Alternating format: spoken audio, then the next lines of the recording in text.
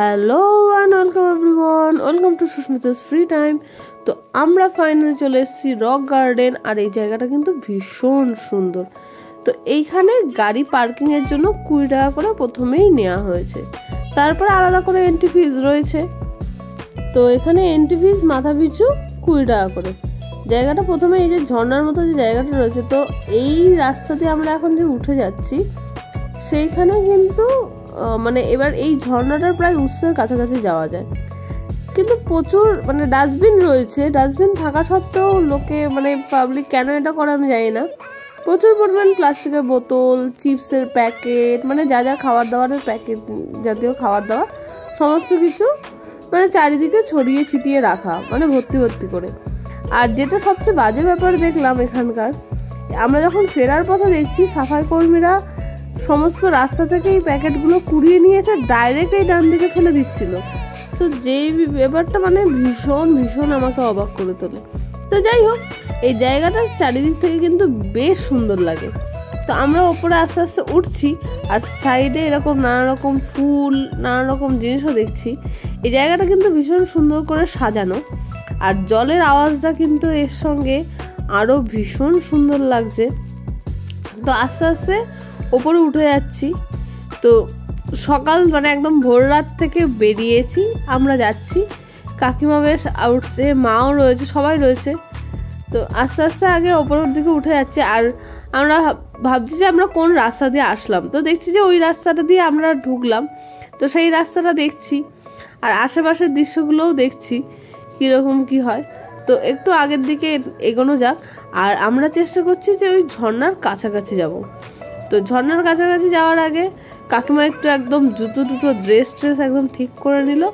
এইবার আমরা আস্তে আস্তে ওপরে উঠবো, আর এখানে আমার কর্তামশায়ও পিছন নিয়েছে আমার। তো একদম ক্যামেরা একদম ঝুলিয়ে নিয়েছে। ও মাই গড, কার ব্যাগের পম্পম পড়ে গেছিলো। তো এই পম্পম দেখে আমারও মনে পড়লো যে আমার ব্যাগের পম্পমও এরকমভাবে হয়তো কেউ পেয়েছে, আর আমি মিস করছি ওকে। তো এখানে দেখলেন বসার সুন্দর জায়গা করা আছে, আর এই দেখুন সুন্দর করে ডাস্টবিনও করা রয়েছে। আর দেখুন রাস্তাগুলো কিন্তু সুন্দর করে, যেমন দেখছেন না সুন্দর করে করা রয়েছে, তো এরকমভাবে রাস্তা করাও রয়েছে। আমি একটা দেখেছি এখানে নাগ নাগিনীর মন্দির আছে, তো সেইখানে যাওয়ার চেষ্টা করছি, সেইটা দেখার চেষ্টা করছি। কোথায় আছে আমি জানি না, কিন্তু আমি হেঁটে ওপরে উঠবো, চেষ্টা করব এই উৎসের কাছে যাওয়া, আর আরও উপরে ওঠার চেষ্টা করব। তো এইখানে এসে, এই জায়গাটা এসে আমি দেখতে পাচ্ছি যে রাস্তা কিন্তু দুদিকে ভাগ হয়ে যাচ্ছে। আর এই ঝর্ণা জল, তার মানে বুঝতে পারছেন এখনই এই শীতের মরশুমে এই অবস্থা, তার মানে বর্ষায় এই জল কতটা বাড়ে। তো এই রাস্তা দিয়ে এখনো ওপরে উঠে যাব, কারণ ঝর্ণার ওপরে ওঠার একটা ইচ্ছা রয়ে গেছে, আর নাগ নাগিনীর মন্দিরে যাব সেটাও ইচ্ছা রয়েছে। তো এখানে সুন্দর একটা বসার জায়গা করে দেওয়া রয়েছে, আর আমরা আস্তে আস্তে এগিয়ে যাচ্ছি। মা বলে দিয়েছে আমি আর যেতে পারছি না, আমার পায়ে ব্যথা, আমি আর উঠতে পারছি না, তো তোরা যা। তো আমরা এবার ওপরে উঠছি, মা বসে রয়েছে, বাদবাকি আমরা 5 জন এখন ওপরের দিকে যাচ্ছি। তো রাস্তাটা এনজয় করুন।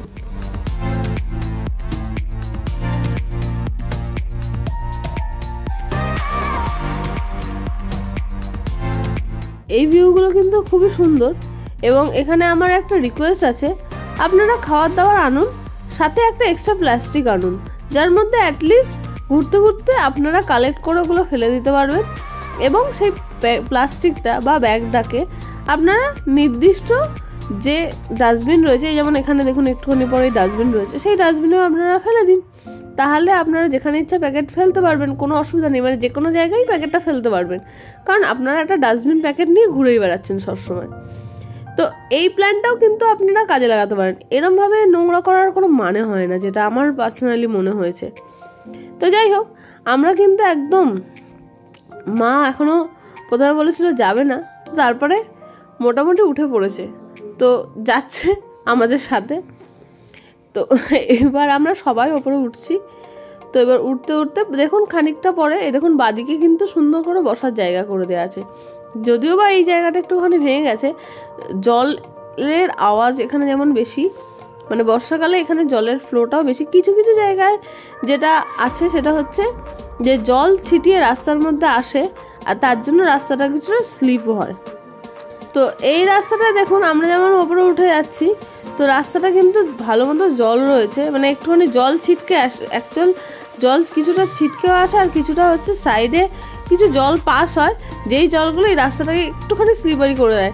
তো একটু সাবধানে উঠবেন, কিন্তু রাস্তা ভালো। কিছু কিছু জায়গায় টুকটাক ভাঙা থাকলেও রাস্তা কিন্তু পরিষ্কার পরিচ্ছন্ন, রেলিং করে দেওয়া আছে, প্রয়োজনে রেলিং ইউজ করুন। আর শ্যাওলা আছে, যেটা হয়তো পা পিছলে যেতে পারে, তো এই জায়গাটা একটুখানি সাবধানে, এমন নয় যে পিছলে পড়ে যাবেন, একদম পরিষ্কার পরিচ্ছন্ন রাস্তা আর ভীষণ চড়ায়। এইবার মা বলেছে আমি আর সামনের রাস্তা যাচ্ছি না, তোরা যা। তো আমরা বাকিরা 5 জন মিলে এখন ওপরে উঠছি, আর জায়গাটা কিন্তু ভীষণই সুন্দর। কি সুন্দর দেখুন, আমরা ওই নিচ থেকে এতটা ওপরে উঠে এসেছি, এটা প্রায় উৎসের কাছাকাছি চলে এসেছি, মানে এরপরে ওঠার এনার্জি আরও বেড়ে যায়। এই ব্রিজ মতো একটা জায়গা রয়েছে, যেই জায়গাটাও কিন্তু ভীষণ সুন্দর, কিন্তু আমার একটু ভয়ও লাগে, জানি না পার্সোনালি হয়তো আমার একটু ফোবিয়া টাইপের আছে, তো যেই কারণে একটু ভয় লাগে, কিন্তু বেশ ভালোও লাগে। তো এই ভয় আর ভালো লাগা এই দুটোকে নিয়েই আমি আস্তে আস্তে এখন ওপরের দিকে উঠে যাচ্ছি।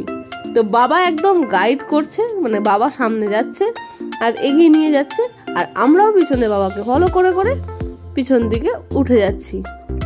তো আরও ওঠা যাক। তো এইখানটা একটু রাস্তাটা দেখতে পারলেন ভাঙা, আর এখানে না জঙ্গলটা একটুখানি বেশি ঘন হয়ে যাচ্ছে, আর এখানে লোকজন কিন্তু আস্তে আস্তে নেই বললেই চলে, কাউকে দেখছিও না যে এদিকে কেউ যাচ্ছে। তো যাই হোক, আস্তে আস্তে ইচ্ছা আছে ওই নাগনাগিনীর মন্দিরটা খুঁজে বার করব, আর এই রাস্তাটা কি করে ঘুরে আবার নিচের দিকে নামে সেটাও দেখার চেষ্টা করব। দেখুন এখানেও সুন্দর করে বসার জায়গা করে দেওয়া আছে, তো আপনারা যদি চান যে এখানে বসেও খানিকক্ষণ রেস্ট করে তারপরে আবার ওপরে উঠবেন, সেটাও করতে পারেন। তো এইখান থেকে একদম ঝর্ণাটা একদম উৎসের কাছাকাছি চলে এসেছি, আর এখানে যদি মনে করেন যে রেস্ট নেবেন, তো রেস্ট নিয়ে তারপরে বাকি রাস্তাটা যেতে পারেন। তো আমরা এবার বাবা ডাকছে যে না চলো ওপরের দিকে আরও রাস্তা রয়েছে, তো এবার আমরা ওপরের দিকে আরও উঠে যাচ্ছি। তো এই গুহা মতো জায়গাটা, বাদিকে যে গুহা মতো জায়গাটা, এখানে আমরা প্রথমে ভেবেছিলাম যে এটা মানে নাগনাগিনীর সেই মন্দিরটা বা গুহাটা, তারপর দেখলাম না, অ্যাকচুয়ালি এটা কিছু না। তো আরও ওপরে উঠে যাওয়া যাক। তো রীতিমতো রাস্তায় কিন্তু আর কেউ নেই, আমরা ছাড়া কিন্তু এই রাস্তাটায় আর কেউ নেই, যেটা হচ্ছে মেন ব্যাপার। আর রাস্তাটা না কন্টিনিউয়াস এত শ্যাওলা ছিল, এত পিছিল এবং খুব চড়ায়, তো রীতিমতো একটু ভয়ও লাগতে শুরু করলো, ভীষণ বিচ্ছল, তো মানে পড়ে যাওয়ার চান্স বাড়ছিল। তো তাও আমরা আস্তে আস্তে ওপরের দিকে উঠে যাচ্ছি। তো এবার একটু ওপরের দিকে উঠে যাওয়া যাক। তো এই যে এইরকমভাবে অ্যাকচুয়াল জল পাহাড়ের মানে পাথরের গা বেয়ে বেয়ে রাস্তায় পড়ে, আর যেই কারণে এখানে শ্যাওলাটা একটু পিছিল মতো হয়। তো এখনও আমরা আশায় উঠে যাচ্ছি যে এর ওপরেও যাওয়া যাবে এবং কোনো একটা রাস্তা হয়তো ঘুরে ঠিক নামবে। তো আমরা ওপরে ওঠার চেষ্টা করছি, কাউকে দেখতে পাচ্ছি না, কোনো গাইড ফাইড কাউকে দেখতে পাচ্ছি না যে যাকে জিজ্ঞাসা করব, বা কোনো ডাইরেকশন গাইডও লেখা নেই যেখানে আমরা দেখে আমরা বুঝতে পারবো যে কোন দিকে যাওয়া উচিত আর কোন দিকে যাওয়া উচিত নয়। তো যাওয়া যাক, আর একটু ওপরের দিকে যাই। এবার মনে সত্যি কথা বলতে বুঝতে পারছি না, একটু কনফিউজও হয়ে যাচ্ছি, রাস্তা ভুলে যাওয়ারও মানে মনে হচ্ছে যে রাস্তা ভুলে যেতে পারি, আর সময়টাও অনেকক্ষণ লেগে গেছে। তো তাই ভাবছি যে এবার ফিরেই যাব, কিন্তু তাও একটু ওপরে ওঠার চেষ্টা করছি যে দেখি যাওয়া যাক কীরকম, কতটা কি যাওয়া যায়। তো দেখি কতটা কতদূর যাওয়া যায়।